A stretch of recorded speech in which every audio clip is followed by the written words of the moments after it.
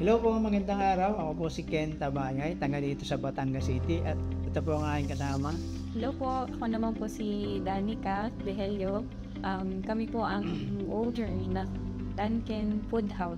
Located po ito sa Gulod, Labac sa LPU High School, Riverside Campus.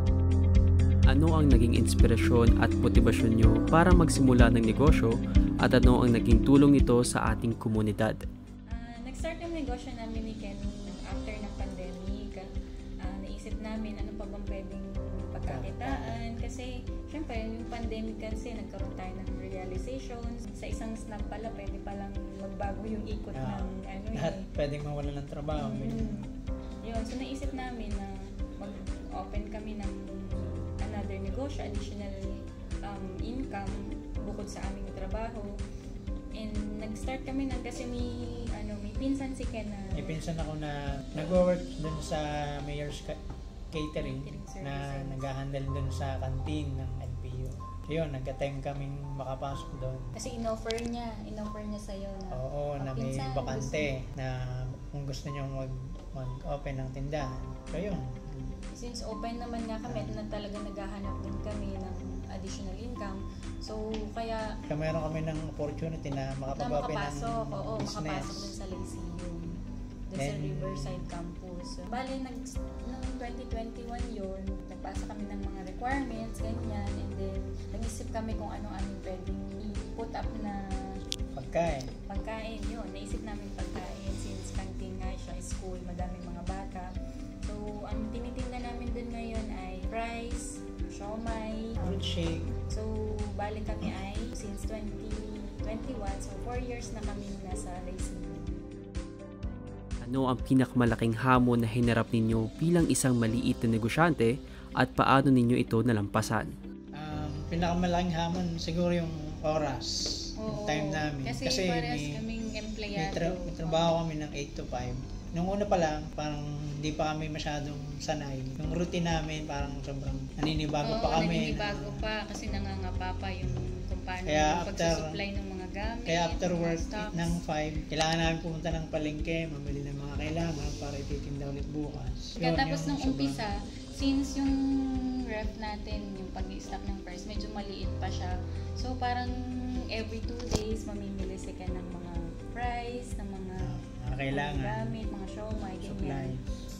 Since nung nagtagal-tagal na din naman kami, nakabili na kami ng mas malaking freezer. So, kaya ngayon, parang every week na lang kami na nabili ng supplies para yun, for the week na yung aming mga kailangan. yung mga ginagamit. Tapos yun nga, isa din sa naging namin ay yung mga staff. Minsan kasi may biglaang lumiliban kasi may sakit or may mga asikasuhin.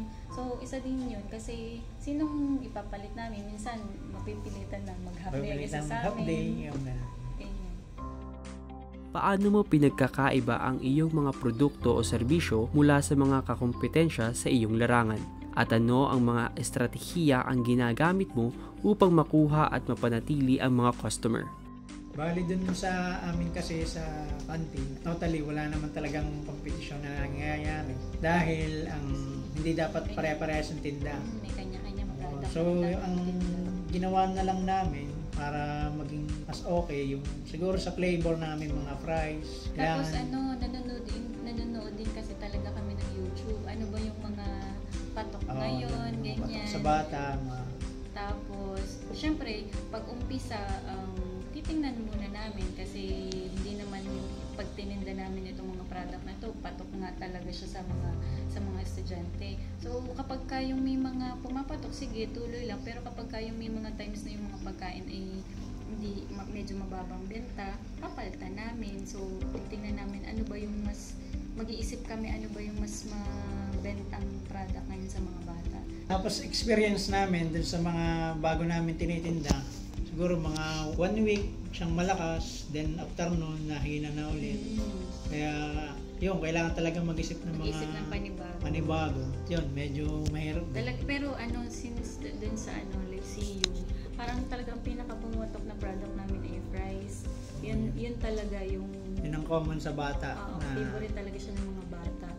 Until now, yun pa din yung pinakamalakas namin na product. Kung ano yung pinakamalakas nating product, doon kami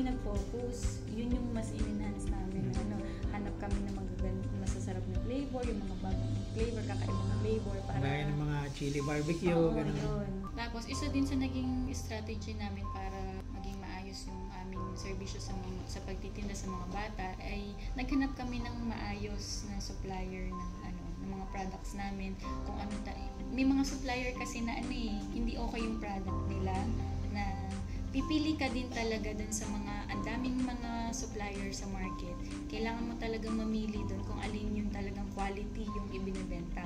So, dun ka babalik at babalik. Huwag pipiliin yung mga supplier na hindi okay yung So, nagre-research pa din talaga kami. Nagtatry kami ng iba-ibang mga suppliers.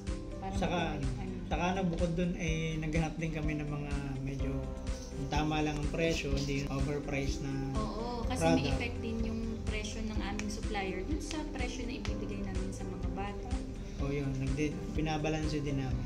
Kumbaga. Tapos yun nga, mga suppliers namin, pagka kasi dun at dun ka kumukuha, parang nagiging suki na kami, binibigyan na kami ng discount, ganyan. Paano mo binabalanse ang trabaho at personal na buhay habang nagpapatakbo ng maliit na negosyo, at anong payo ang maibibigay mo sa mga gustong magsimula pa lamang?